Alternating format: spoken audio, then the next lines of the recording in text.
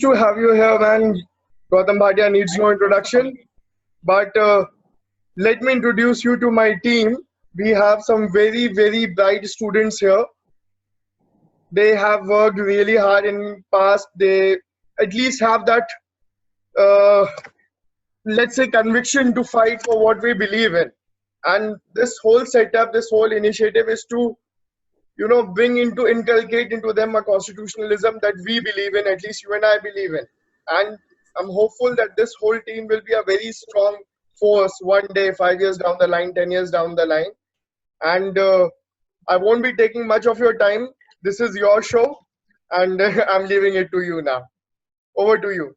Thanks. It's great to be here. I hope everyone's doing well in lockdown, or at least as well as it's possible to be. And hopefully it'll be over soon, although it doesn't look like it right now.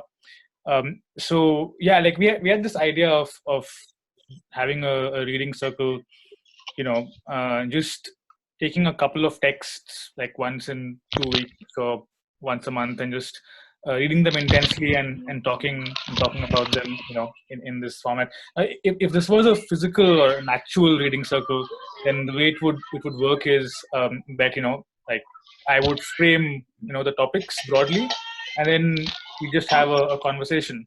It's a little harder to do that format over Zoom. So what I was thinking was, like, it might make sense after the framing is done to have the discussion in the text in the chat box. That's one possibility where people can frame questions, comments, talk to each other. I can respond. That's one way of doing it. But if this is also being streamed on YouTube, then I guess the people watching on YouTube would not be able to see what's happening. So we can also, what we can also do is, if Anas wants, is that anyone who wants to speak or comment can just, like, I think there's a function of raising your hand in the chat box. Raising hand is good. I want everyone to switch on their cam so that it's better that you can see, and I'm making you the host of this meeting for now, so that you can have complete control over this. All right? Right. Okay. Yeah. Okay. Right. Just fine. So so I can begin with a framing of the issues, and then we can just get into a discussion, and I guess anyone who wants to speak can just. I think there is like a function of like raising your hand or something in the chat box, and then we can just like. Yeah, I think that will do. That people can raise their hand, and also they can actually send they can text in chat box. Okay, now I was thinking that, like, if anyone's watching on, we may not be in a position. So I was thinking if anyone's watching on YouTube and not on Zoom, then they wouldn't know what's happening in the chat box. But okay, let's just start, and we can play it by the. Let's see. Yeah. This is the first time we are doing it. Let's go with the flow.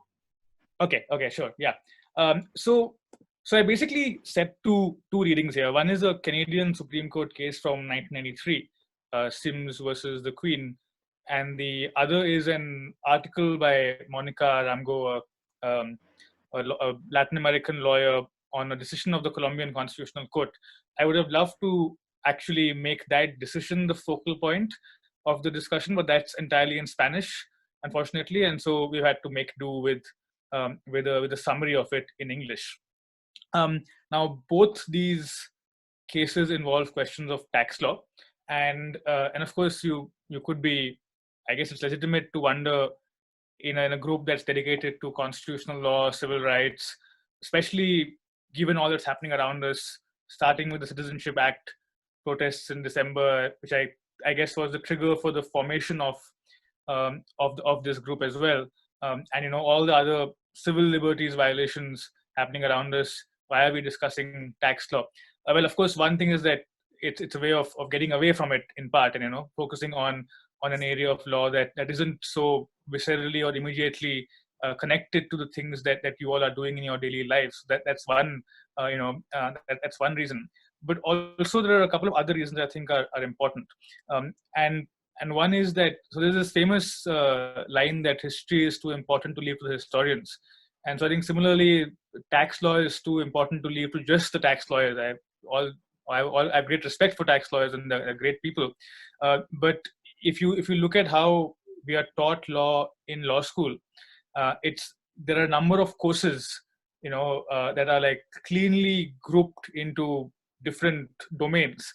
you have like things might have changed now. When I was in law school, you had what, tax law 1, tax law 2, insurance law, banking law, corporate law 1, 2, 3, environmental law, and they were taught by different professors, and they were taught in complete isolation from each other.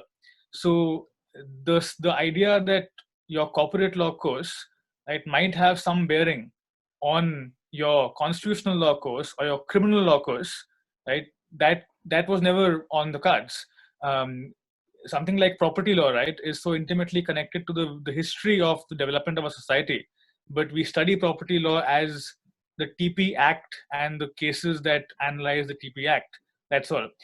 And so the way we are taught law is in a set of isolated, discrete domains that have no connection with each other.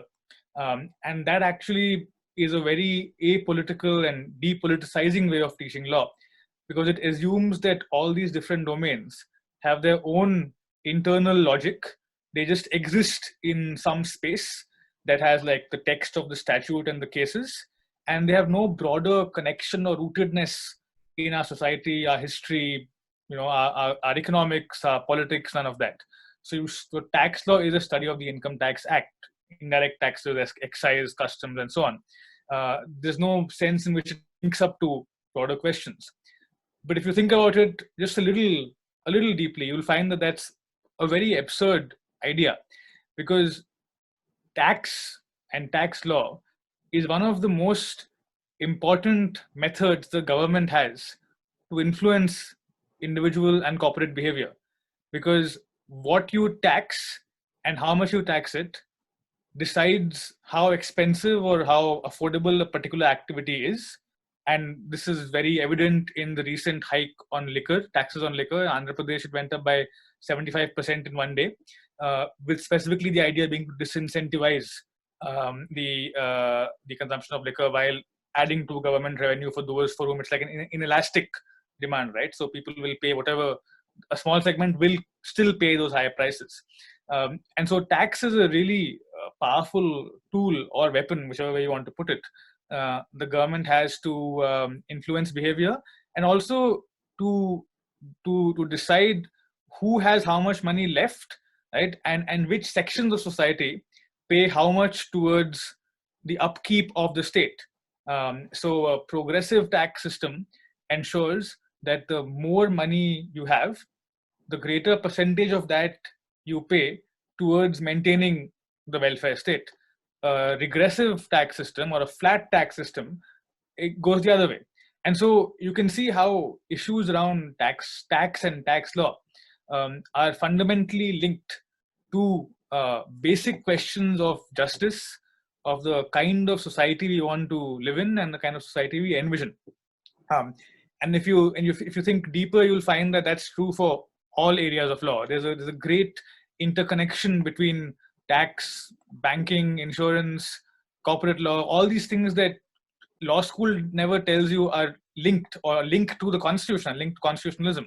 But the connection runs at a very deep level, and these two cases are cases that really, I think, bring out those connections particularly sharply and interestingly, because they place this question of the link between tax, constitutionalism, equality, all those things at the center stage, and they do it in a very, I think, vivid and intuitively plausible context. So that's one reason why I thought that we could start off our discussion by looking at two tax law cases, because that really gives us an insight in the window into how we should think of law and think of different domains of law as being interconnected.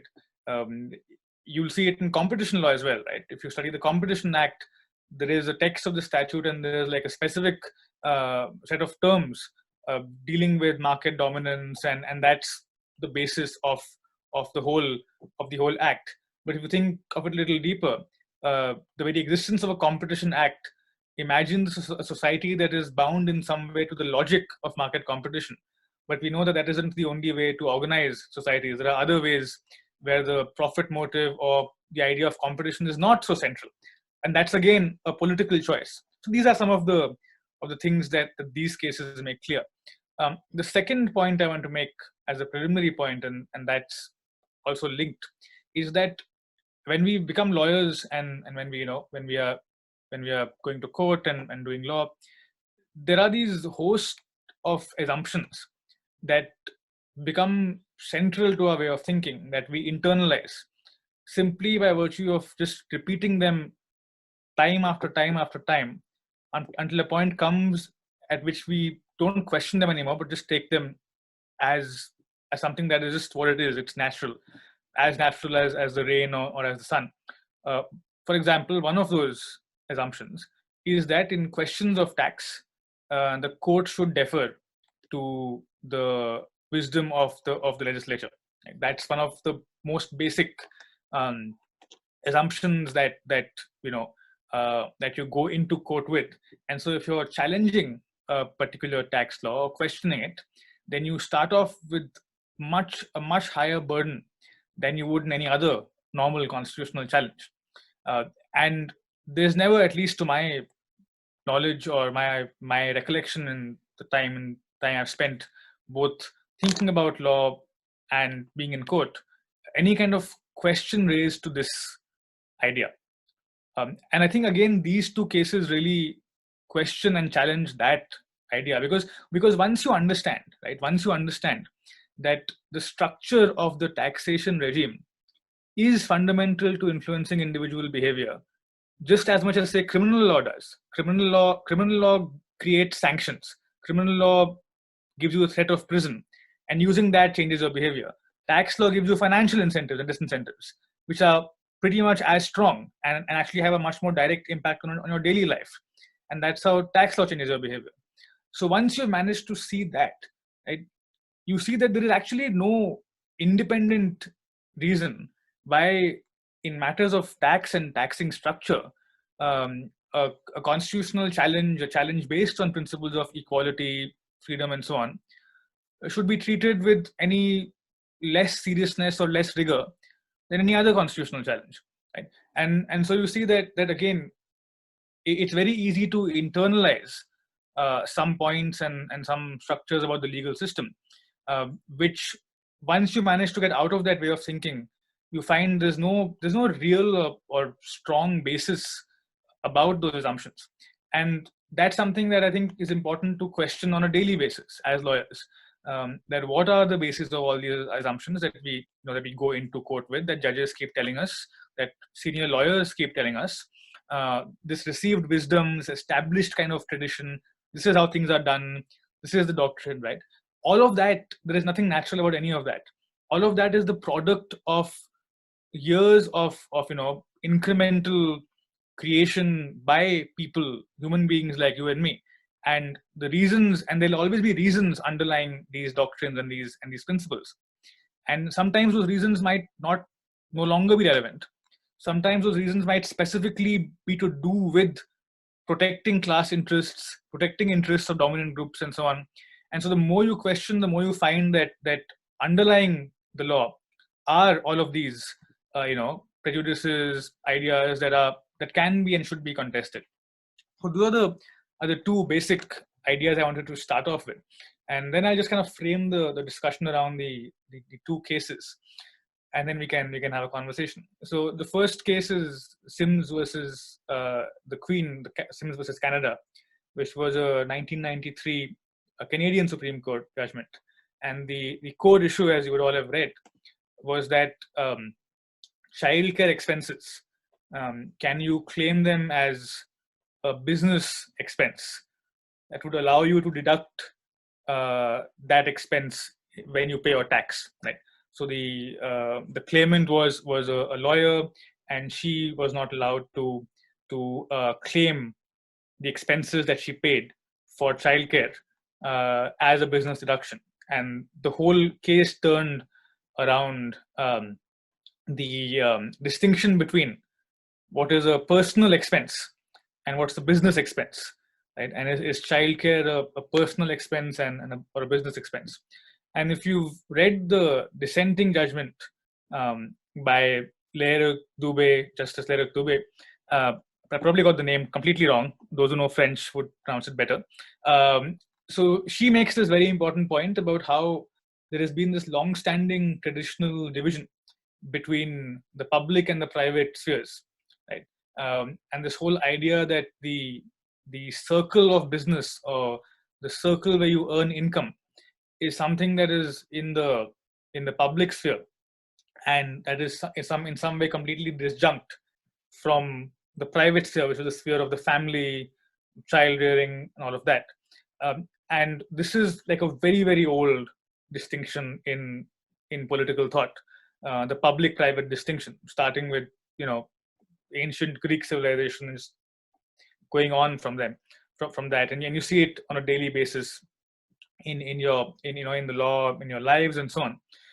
And so she challenges that, and she says that, look, this whole distinction between what a personal expense is and what a business expense is, and classifying childcare as a personal expense, speaks to this old idea, this old way of thinking, where you had this clean-cut separation between the home and the world outside.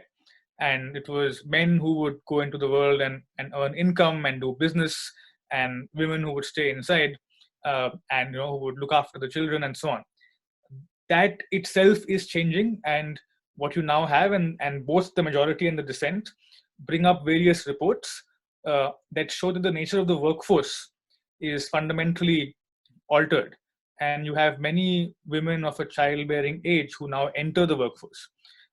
And so what the dissent points out when it holds that it's unconstitutional to limit childcare expenses to personal expenses is that even though women are entering the workforce, that doesn't mean that, given the way family structures exist in society, that they in some way have been able to completely free themselves from the socially imposed obligations of childcare, of looking after the house and the family, and so on.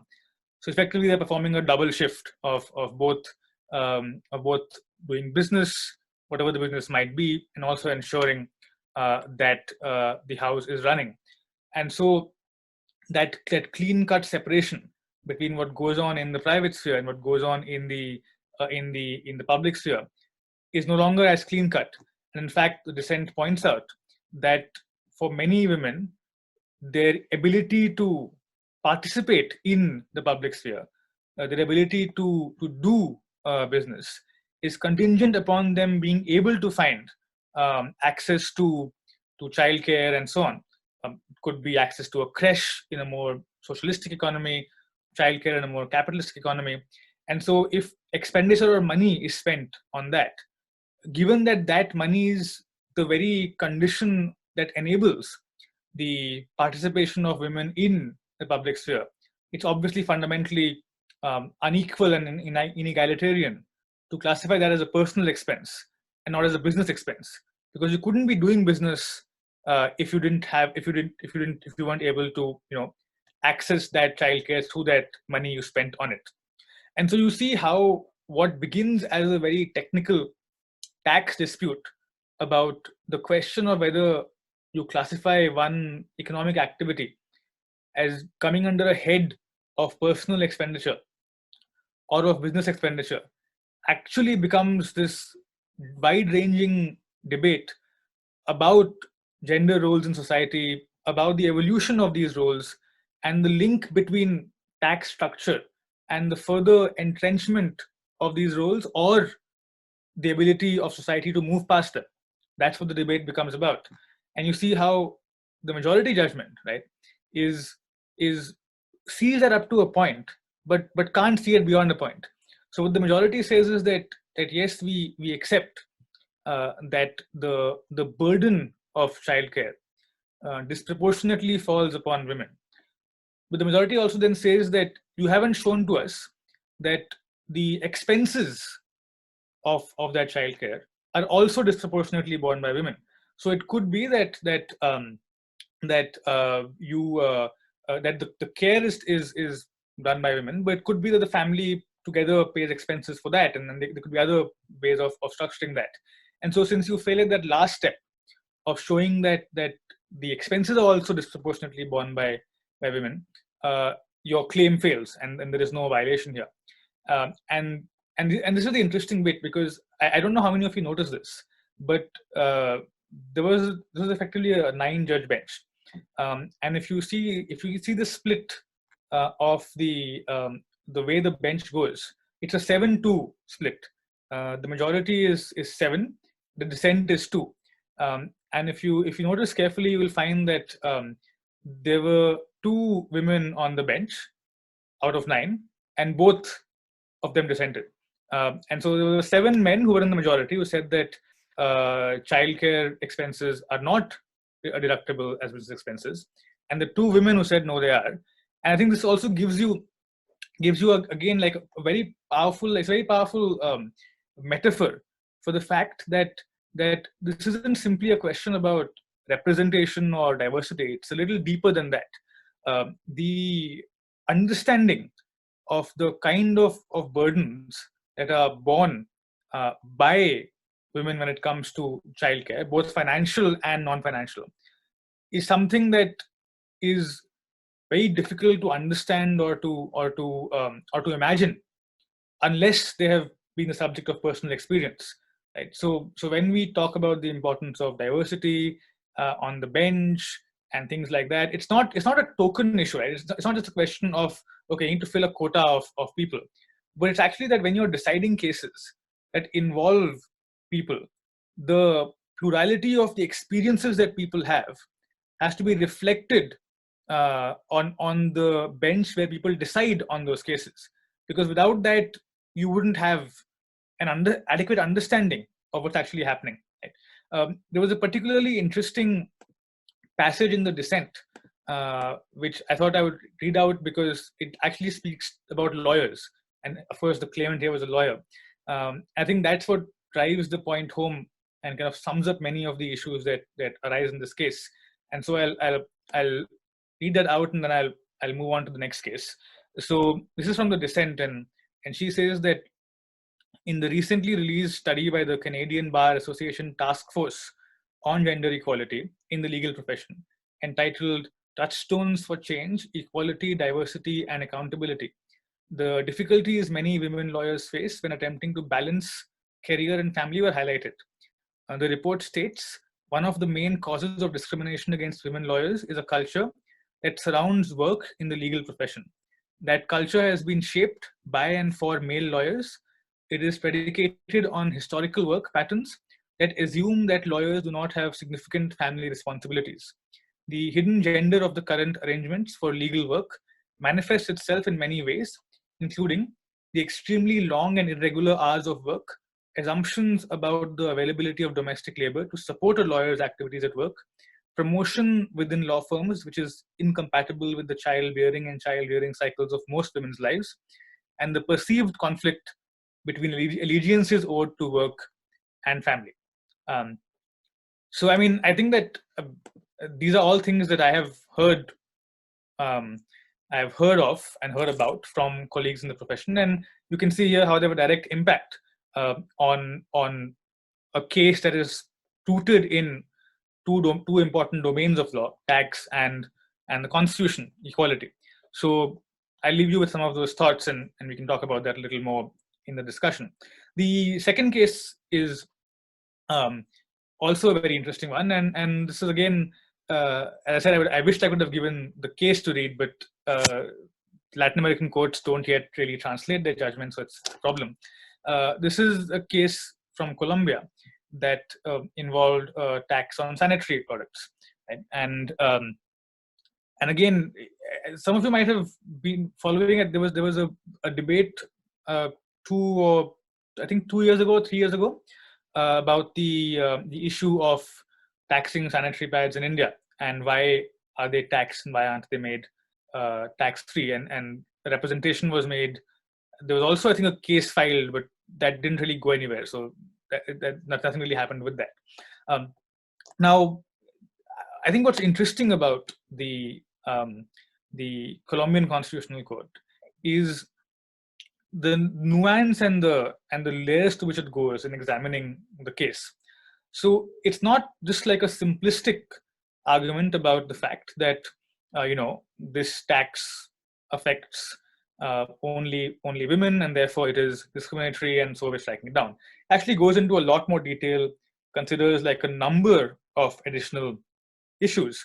So it starts off by saying, look, first of all, yes, like this is a tax on a product that is only used by women, and so there's a prima facie issue here. Right? Then it points to how, in the specific Colombian context, in the context of Colombia, these products are not substitutable at the lower end. Right? So for women who are rich, right, or who have money, they can still substitute this with other products that may not have an equivalent rate of tax. But for women who are at the lower end of the socioeconomic spectrum, there is no feasible alternative to these products that is equally safe, hygienic, and healthy. Right? So what you've effectively done is taxed an activity which only women is something that only women do, and I don't have a choice in, obviously. And also the product that is required to for safety and hygiene is the only one of its kind at that income level, and you've taxed that. Right? So that's the kind of like an intersectional analysis that takes into account both the issues of gender and class and the intersection, and says, look, this is a problem here in a system that is dedicated or devoted to progressive taxation. That's kind of the fundamental incompatibility. And then they point to a very important thing. They say that they go through the debates in the Colombian parliament around the imposition of this tax, and they say that, look, there was no debate at all on the issue of why this tax was required and why this figure was chosen. And they link it to this whole idea of no taxation without representation, that if you're going to tax someone, right, you have to make sure their voices are heard in that process. And that goes beyond just an election, right? Because in India specifically of late, there has been this kind of tendency to limit democracy to 5-year elections. It's kind of democracy by acclamation, right? So once in 5 years you vote, and then next 5 years, like, nothing to say, right? Like, vote has been done, and so everything after that is fair game. Whereas actually democracy is a lot more than that. Democracy is a constant process of deliberation, of accountability, of questioning, and so on. And parliament is the fundamental forum where that happens, formally, of course, beyond that as well. And so the Colombian Constitutional Court points out that, look, there was no debate over why this happened. You just passed the law just like that. And this is also important because in all these cases, there is a standard objection, that is that these are economic issues that judges don't know very much about, and so there might be spillover effects of decisions. You saw this a lot in the whole controversy recently over the testing for COVID-19. So the Supreme Court order that said that testing must be free, and there was this like hailstorm of objection to that. Part of which was that actually, if you make testing free, then the private labs will stop doing testing, and therefore the number of tests will go down, and it will increase the problem. Also, if you make the government pay for the tests, then the government will not then the government will loosen the testing requirements, and the government doesn't have the money, and so on. Right now, the really interesting thing about all these claims, and I followed this quite carefully when this was happening, is that at least in court, right, and even beyond, there was almost no evidence for any of this. There were like these blanket assertions that if you do X, then inevitably the economic consequence Y and Z will follow. But there has to be some basis for that, right? Like if you're saying that Y and Z will follow from X, there has to be some data, some material on the basis of which you're making that claim, which was completely absent. And similarly, there was this argument when this discussion about the tax in India was happening 2 years ago. Again, I remember there being a bunch of arguments being made about how this will actually raise the prices by passing them on down the chain. And so one very important point that the Colombian Constitutional Court makes is that, okay, perhaps there might have been some justification that the Colombian parliament had for taxing this essential product for which there are no substitutes available, and that specifically impacts women. Maybe there was some justification, but show us the record so that we can, if not substitute our wisdom, at least we can see what the arguments were. But you didn't even have deliberation, so you don't even have an argument as to why this is done.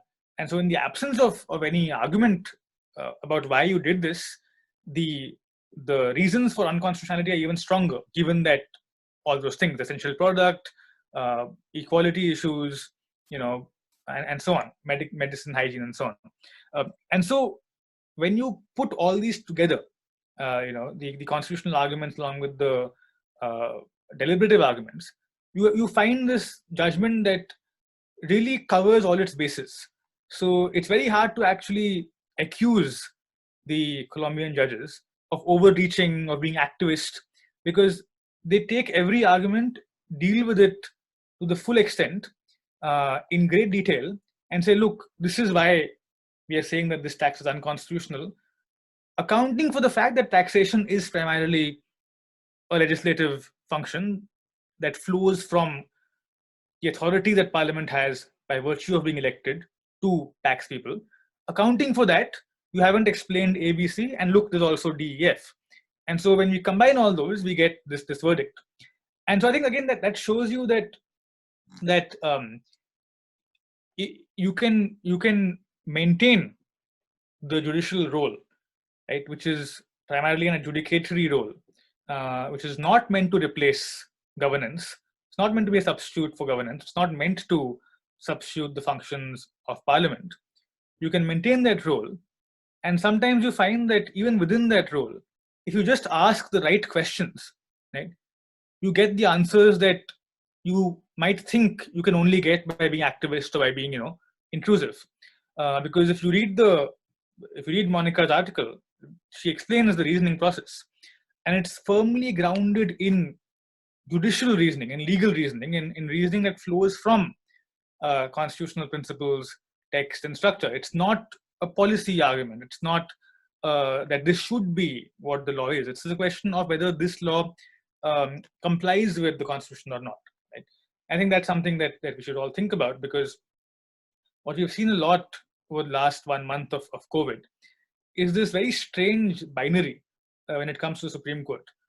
Either the Supreme Court goes full, on and substitutes the government and says we will govern. The NRC is a good example of that. 6 years of governance by the court, the executive court. Either that happens, or the court says executive has 3 M's, money, men, material, and so they will do it, and we will abdicate. Right? This is very strange, because it's not as if it's not as if you're being given a choice between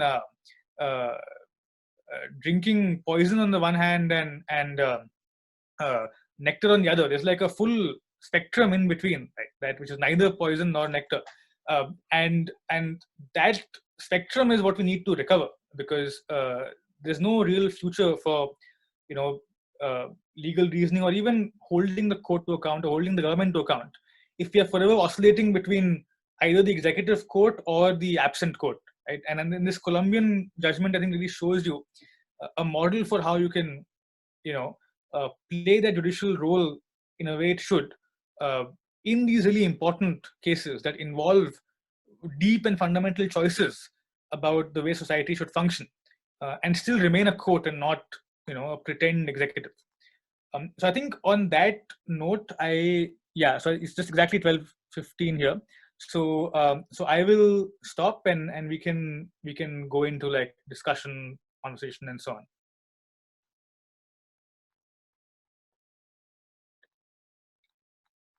Yeah, I can't see everyone. So maybe people who want to say something can type in to the text box.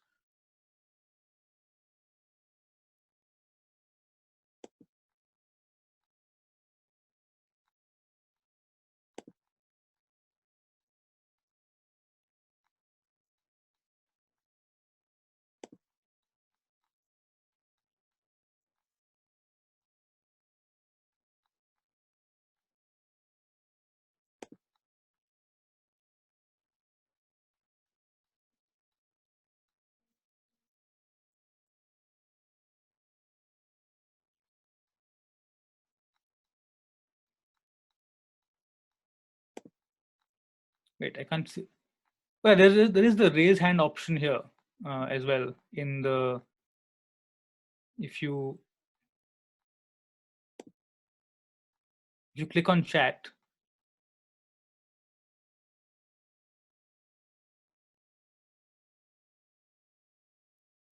Okay, I see Shivam Kaushik has raised a hand. Yeah, go on.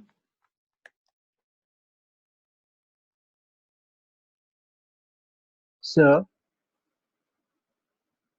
hello, sir. Yeah, hi, go on.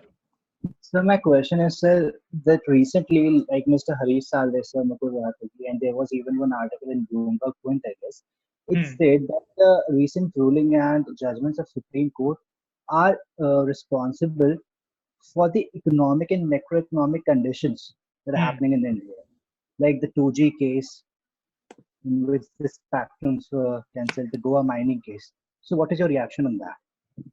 Is Yeah, no, I such mean, criticism? so first of all, I would say that anyone who says that X thing is responsible for the macroeconomic condition of the country doesn't know what he's talking about. That's just an extraordinary claim to make, that this one thing is responsible for, or has caused, the macroeconomic condition of like a country of 1.3 billion people. I think first of all, that statement should be taken with a few buckets of salt. I think the larger issue there is, and this is, you see this critique of the Supreme Court, that the Supreme Court doesn't take into account the economic consequences of its decisions, right? And therefore, bad things happen. That's like the critique.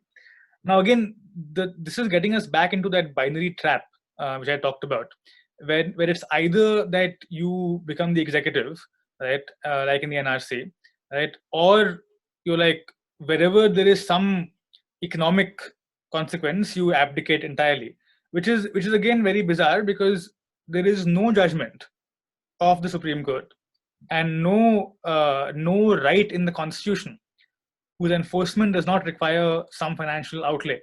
So the right to vote, right?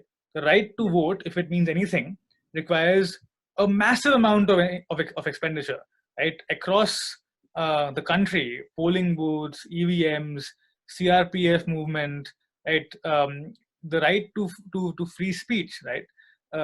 It requires a host of things, like if you're protesting, then police permission, police arrangement. They're like, I mean, I could go on, right? And so the issue is not whether a Supreme Court judgment, right, has a financial, implication or not. Every judgment does. The issue, and I think what these two cases show us, is that there is a certain form of legal reasoning, right, that takes the text of the laws that you have before you, right, the constitutional principles that you apply to those laws, right, and follows a form of reasoning that is embedded in an understanding of how the Constitution and these laws work in society, right? And that's it, right? That's all that you need. Now, if the consequence of that, right, is that some economic implications follow, then that is not the court's concern, or that should not be a guiding factor for the court to decide. The 2G cases, which I think are the kind of commonly cited villains in this case. Now that's the other extreme, because what the court there says, right, is that there has to be like only one way of distributing spectrum, which is an auction.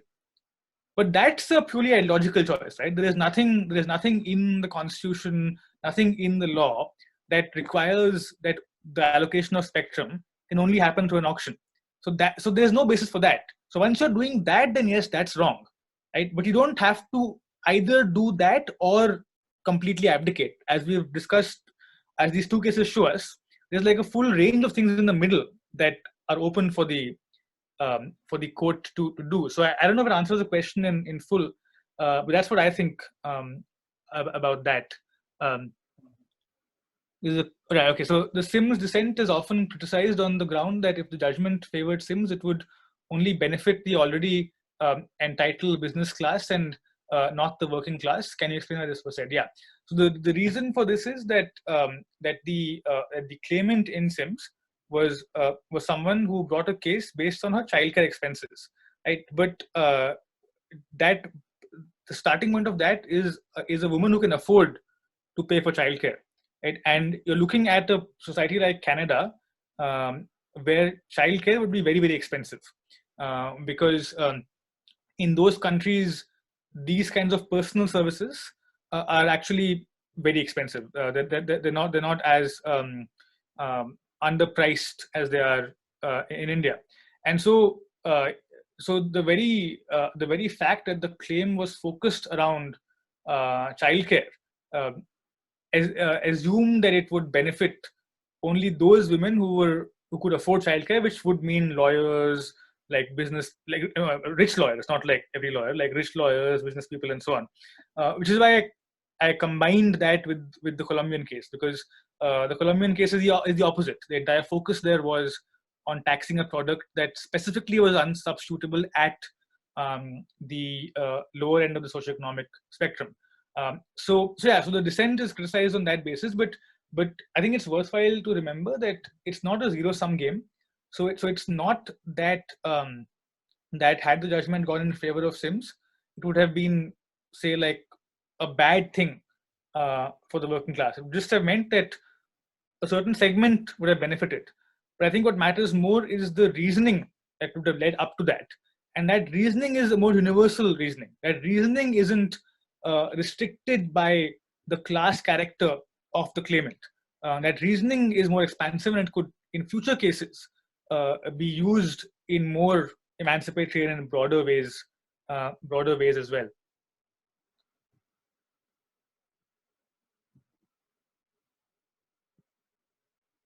Okay, there's a question. Do you think that intersectional judicial interpretation of taxation impact makes the court more of a policy organ than a court of law?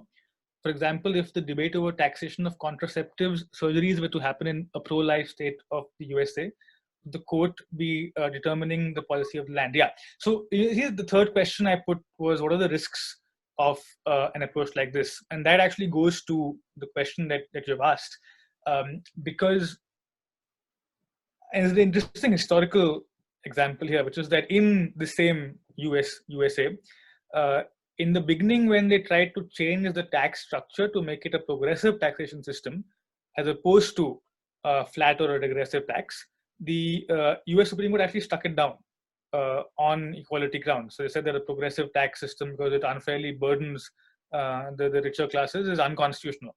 And they finally had to amend the American Constitution, which is very hard to amend. Like it's I think only 27 or 29 amendments in its entire history. They had to amend the American Constitution to actually allow for a progressive tax. So I think that I think you're perfectly right. There's a risk that once you open up these domains to constitutional interpretation, to constitutional law, you are opening it up to a certain kind of ideological capture, where today we think of the Constitution in egalitarian terms, in progressive terms. There could be others who think of the Constitution in terms which are conservative, in terms that actually entrench existing power relations and so on, and then can leverage or weaponize the Constitution to actually block off, say, a progressive tax measure by saying that it unfairly burdens the rich, for example, right? Say, for example, if you wanted to enforce what a wealth tax, like a wealth tax, which is on the cards in many countries now as a way of decreasing inequality, and inheritance tax, similar, ideas, and then a court strikes it down, saying that look, equality means that everybody has to be taxed at the same rate. You can't you can't tax people more just because they have more money, and then you get into trouble. So I think that's a very good point, and I think again there's no real clear answer there, because on the one hand, I think as this discussion has shown, there are clear constitutional implications to the taxing structure. On the other hand, the people who are tasked with enforcing the Constitution may not often be of that bent of mind, or may have very different ideas about what the Constitution requires. And so, I mean, I wouldn't answer it one way or the other. I think there are risks in both and benefits in both approaches, but it is something worth, I think, thinking more closely about, and I think goes to a deeper question of how much power should the courts have in a society, and what do we see as the role of courts in society, and that's a much, of course, deeper and broader question. So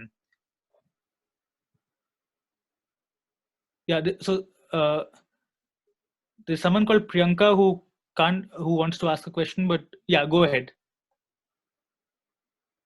Hi, sir. This is Priyanka. Hi.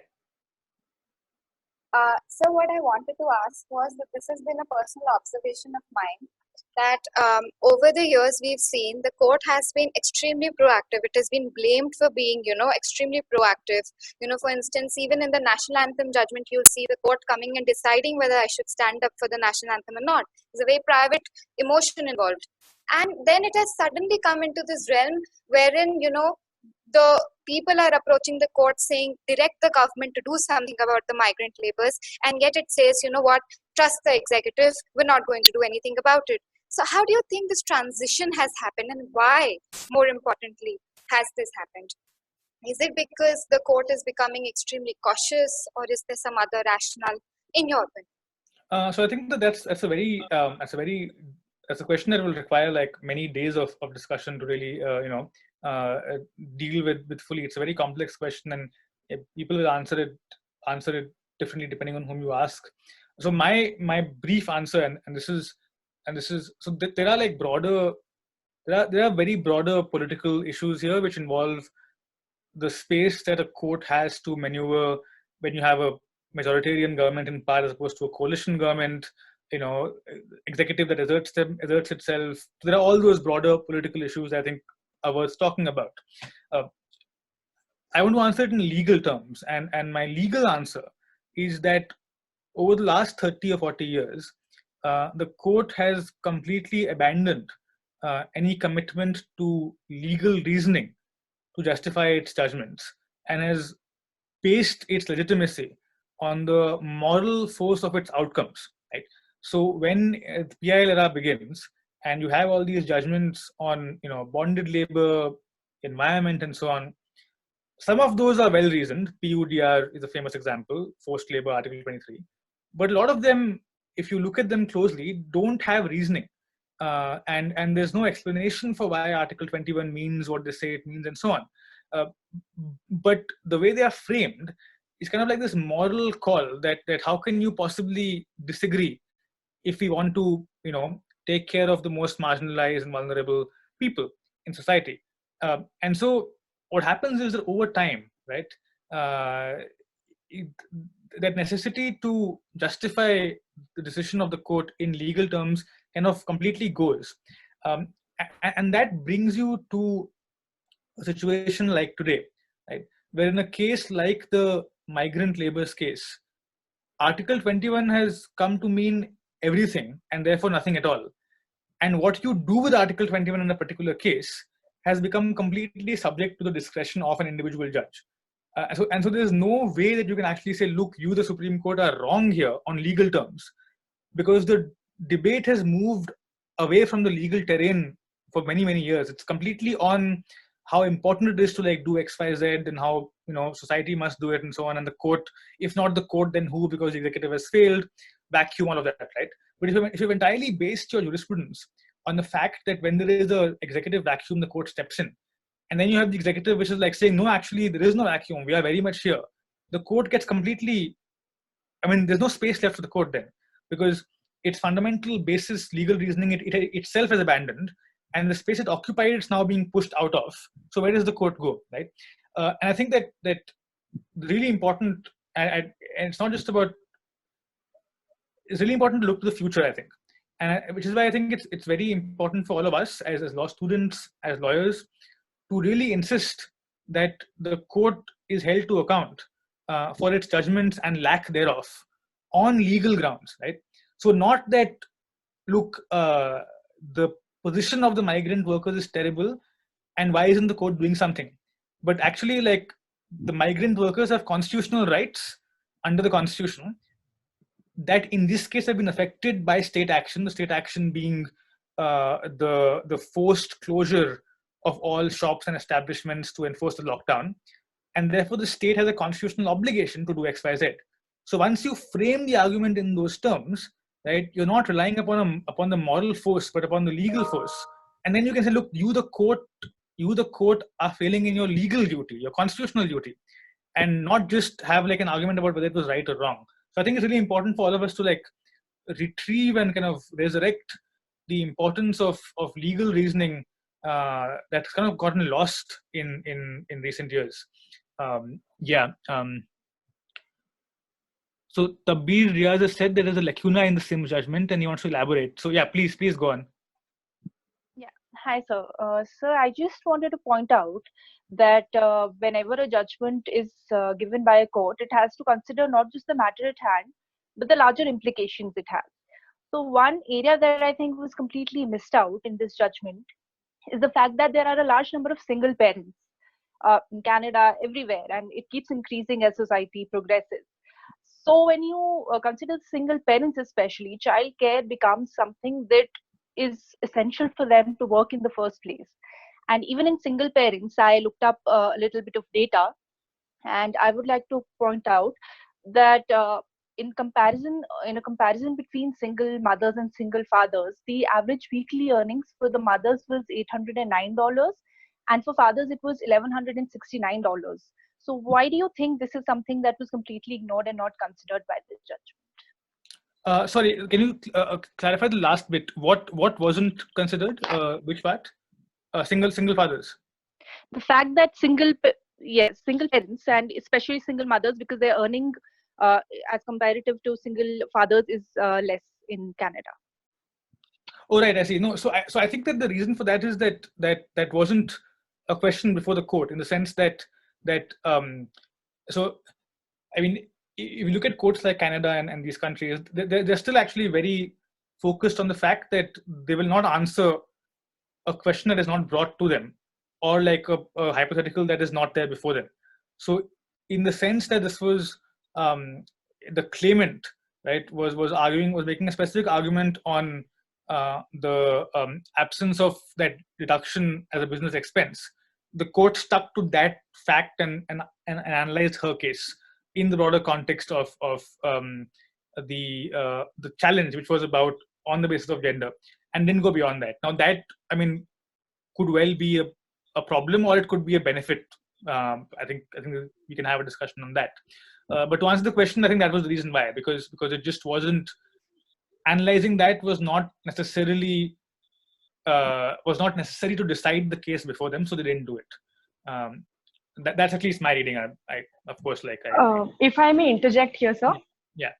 The court actually, like in their majority judgment, they did rely on a lot of tests, and as they usually do.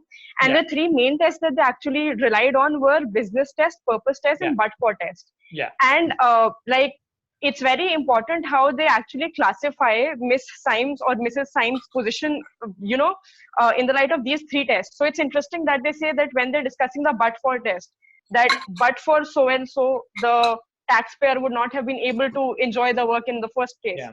They say that she clears the test with flying colors, and obviously it's important for a person like that to, have engagement in her profession. And, basically that it was all right, but for test was cleared. But then when they come down to the purpose test and business test, it's actually very interesting that they literally say within the judgment that, yes, the childcare was important, and we understand that Mrs. Symes needed it, but, you should understand that it was not for business. The child would still have required care if she was not into a profession. Yeah. So when you see, and I think it comes down to the fact that, you brought out in the initial discussion when you said that the dissection was 7:2, and the two people were the women who were actually talking about the issue. So I feel that it's not that the judges did not consider it. It's just they either chose to ignore it, or probably it was something that was not their observation per se, being the men in the society and, coming from a more privileged pedestal that they were on. Yeah, no, I mean, so I think that the dissent actually points out that that these tests have evolved in a specific historical context, right? And they evolved at a time in which business was virtually exclusively the domain of men, and that historical uh, uh, evolution is what explains the form that they took, because they may not have taken the same form had society been organized differently at that time. And then, of course, the question becomes that if that is the case, then what do we do with them, with these tests now? And that's where you have the fundamental distinction between the majority and the dissent, because the dissent, as I read it, this is a complex case, there could be different readings of it as well. What the dissent does is that it says that you need to effectively interpret what these tests are in the context of the changed society now, right? And understand that in the framework of what equality genuinely means. And once you do that, then what you get is an understanding of these tests that does not rely upon that clean-cut, income circle that just excludes things that are a priori not part of it, and the but-for test and so on. And so I think that's interesting, because in our daily experiences as lawyers, we face a lot of these legal doctrines, right? Our entire profession is based on these doctrines. Pacta sunt servanda in contract law, for example, contra preferentum, you interpret the terms of the contract against the person who drafted them. Now, why is that so? Because you assume that the person who drafted a contract is the more powerful party, right? And so if the more powerful party actually did something ambiguous, you interpret that against that powerful party. Now, it's very interesting, but so there's some contracts in the gig economy, Uber, Ola, not them particularly, but some contracts, but actually there's a contractual term that says that the rule that any ambiguity will be interpreted against the person who framed the contract will not apply to this contract, right? So you see how they are all. So you can see this kind of interplay between legal doctrines that we take for granted and how they're embedded in these kinds of like power relations in society, and the reality of how work and labor happens in society, which is also why, again, it's important to, I think, understand that the scope of these doctrines can always change and to work towards changing them, because that's, I think, what you see happening in the dissent in this judgment. There's some comments, and I mean they're good ones, and yeah.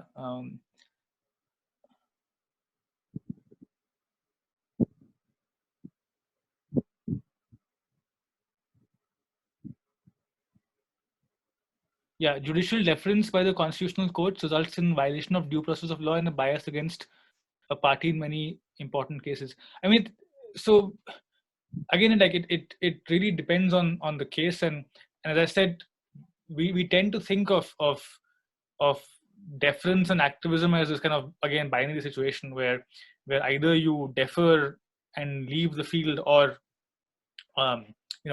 you full on replace the executive.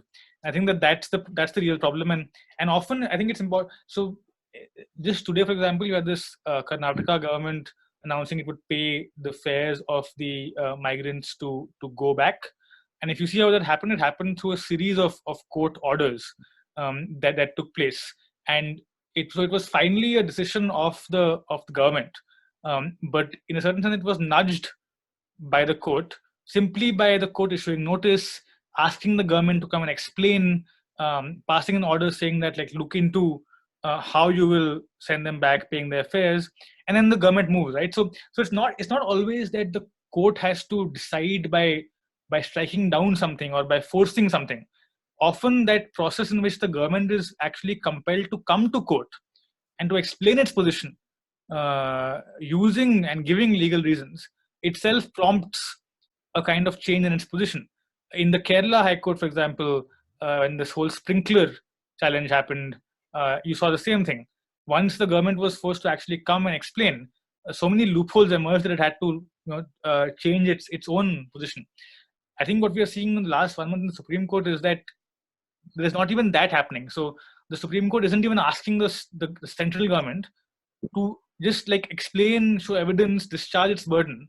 And that, of course, is what gives the government a complete carte blanche to do whatever it wants. So I think kind of out of time. It's like it's been an hour and a bit. So I think we'll stop here and give everyone like a chance to like think about some of the issues that were discussed. And if people liked it, we can continue this on like a more regular basis, and do this again, this kind of like reading circle group again. But I'll hand over to Anas now. Thank you, Gautam. And I think this was amazing. I should have come. I mean, I should have prepared better. There were a few issues with the live streaming that couldn't happen, but hopefully for the next time we are set to have a live streaming at YouTube and all. I will take a feedback. I mean, I don't think Gautam Bhatia needs a feedback, but I will anyway ask people. Always helps to have feedback. So for the feedback. All right, and thank you for this, and we'll have a follow-up session. And if anyone has any question left, they can email it to me, and or if Gautam is permits, then I can share Gautam's email ID, and you can email it to Gautam as well. Also, I think you can upload this video onto YouTube. Like yes, we'll do that. We'll do that. We have recorded this video. We'll upload it on YouTube, and if anyone has any comment, then we can handle that as well. Okay, awesome. Right. Awesome. Cool. Thank you, everyone. Thanks a lot. So, Thank you very much, Gautam. Thank you very much. Thanks for calling me. Thank you. It was a pleasure.